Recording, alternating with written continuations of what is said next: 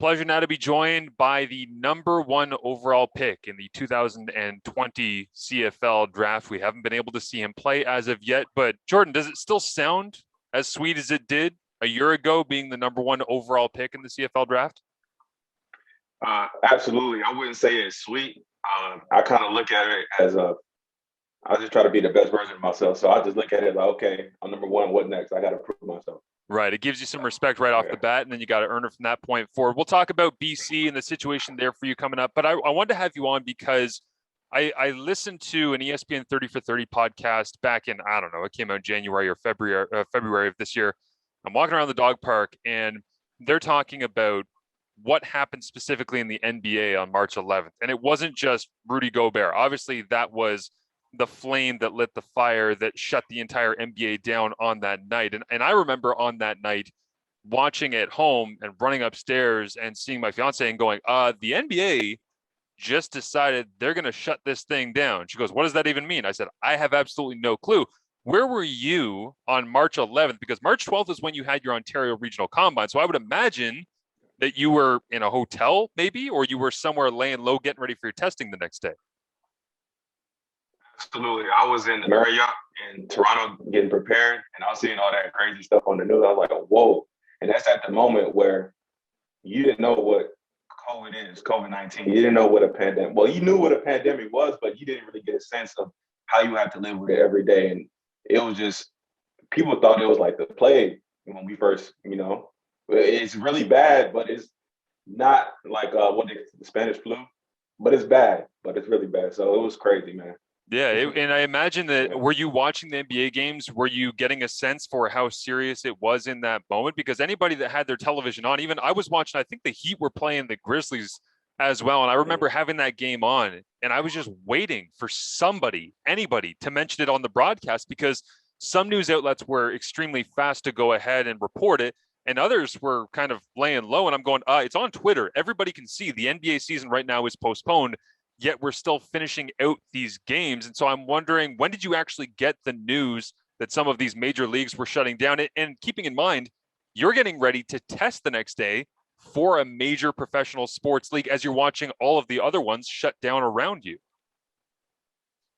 Absolutely. So I believe on the 11th, when did I do the combine, on the 12th or the 13th? Yeah, it was the 12th. Yeah, I know, it must have been a blur for you. Okay. So on the 11th, on that night in the Marriott, I'm watching TV, and I remember the OKC game. They went, I think they warmed up and didn't come back out. Yeah. And then they were telling fans to go back home. I was like, whoa, what? And then that night, I was like, okay, that's weird. And then I heard the Rudy Gobert situation.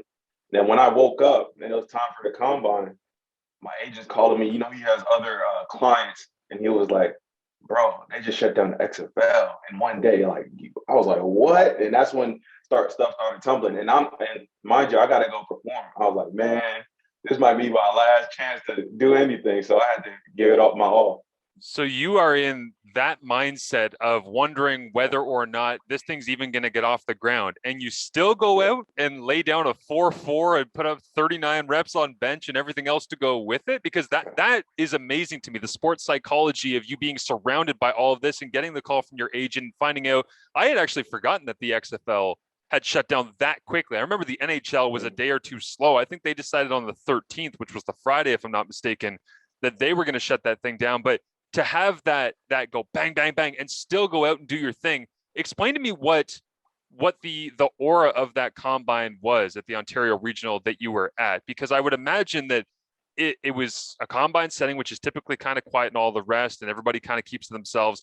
But at that point, we didn't have any understanding of the severity of what we were getting into at the start of that day as you're entering the building at U of T. They're very, very professional coming out there. They gave us Olympic style hand sanitizer. It wasn't the regular one. It was like the crazy. I don't even know where you can get it. I don't think you can buy it on the market. What is Olympic style hand sanitizer? Explain what that is to me, because I have no idea what you're talking about. Have it. It's hand sanitizer that's not the same as the one you'll see in the stores. And it has like the Olympic team use it to like clean their hands, because they're anticipating that there was going to be an Olympics there. Olympics weren't shut down neither. So we had to use the same stuff they were preparing to use before they shut down. And it's it feels like a lotion, but then when it dries up, it gets your hands really grippy. And people kind of used it on their gloves to, get some extra grip for the football. But yeah, to piggyback on what you said, the mindset was kind of weird. You can feel the aura in the air. People didn't want to stand next to each other. People didn't want to change next to each other with that COVID-19 pandemic situation. Wow. So it was actually people were aware of it to know. And it's, again, the timeline is so fuzzy because we've been in this thing together for so long now. But it's amazing to hear you say, even before things were officially shutting down, that there was a slowly increasing level of awareness that even reached inside of the combine. And then I'm wondering, at what point did you start to realize that maybe they were going to shut the combine down for the day? Because my experience, and I wrote about this on CFL.ca this week, is I'm sitting there and I'm watching the live results come in and I'm seeing your numbers pop up over and over. And I'm going, oh man, God. And I'm like, every number that comes up, I'm going, this is a really, really nice day that he's putting together. And then all of a sudden the results stopped coming in. And then I started texting people and going, hey, I don't know if the link is broken or what's happening here. No response. I get a text back, we're done. I said, okay, you're finished? They said, no. We shut this thing down at this point. When did you start to get the sense that something not normal was happening? So after we did our 40, we did broad jump, shuttle, and then you get a little intermission time because you got a CFL combine is a little different. You put on pads, and you do the position work and drills. So in the midst of doing that, all the coaches huddled up. They went to the corner. I was like, oh, what's going on? And what I thought about the situation Rudy Gobert, OKC, I'm like, man, they're going to shut this down. I'm not going to showcase my talent. But we did end up doing position drills. We did end up doing one-on-ones and special teams work, but they cut it short. So that was going. I was like, I got to get every rep because I know they're going to cut it short. So I had to get going. And then how quickly after you were finished your positional drills, because I would imagine that it was, okay, things are done. We got it in. Good. Get the hell out of here. Did you go back to the Marriott? I mean, where did you go the rest of the day? Again, I know it's a blur. It's crazy, but it's just amazing to think about the day that you had and fighting through all of that adversity, finding your way through the day, getting the opportunity, showcasing well enough, obviously with your game tape from 2019 to be able to be the top overall pick, but then also being able to finish the day. And then you probably go back and you turn on the television and you go, oh man, it's everywhere. I mean, as of March 11th, March 12th, that window of that 24 hours, which your combine performance was right in the middle of, that's when it really became a reality for everybody about exactly how severe this was going to be. So I'm wondering what the rest of your day looked like. So we're going to start from when the combine ended. We couldn't do interviews. There's a lot of Toronto press and a whole bunch of people ready to interview. We couldn't do interviews because the situation at hand. People didn't even know what like the mask stuff. I don't think anybody wore one. It's really early. And going back from the airport to I'm skipping ahead here, but going back, I don't even think people wore masks either. But leaving the facility, I had a little draft interview with Hamilton, and then it was social distance. Everybody was like away from each other. That went on for like an hour.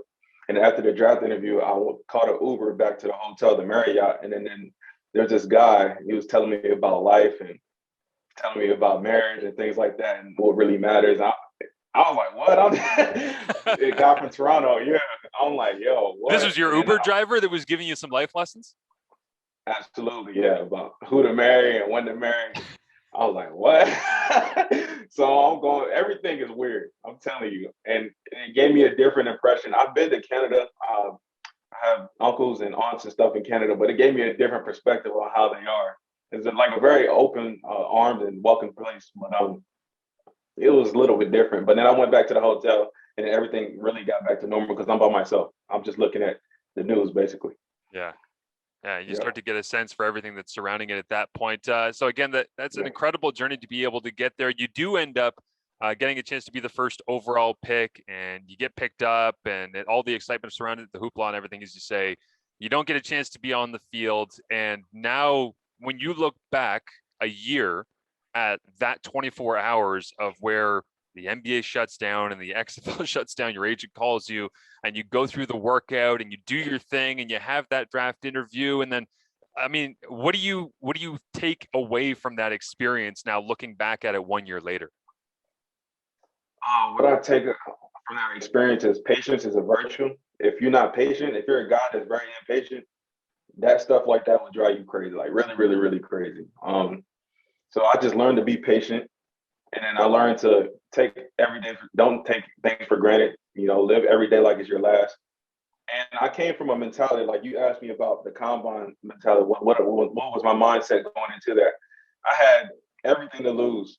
I mean, I had everything to gain and nothing to lose. Like, what did I have to lose going into that combine? So I had that mindset, and I still have that mindset. Like, what do I have to lose? So I got to give it my all every day. Yeah, absolutely. Well, Jordan, I appreciate your time. I hope you get a chance to do your thing and show out on the field the same way that you did in a combine, and hopefully under some more normal circumstances. So you don't think the CFL is always that wacky and strange, okay? Absolutely, man. Thank you.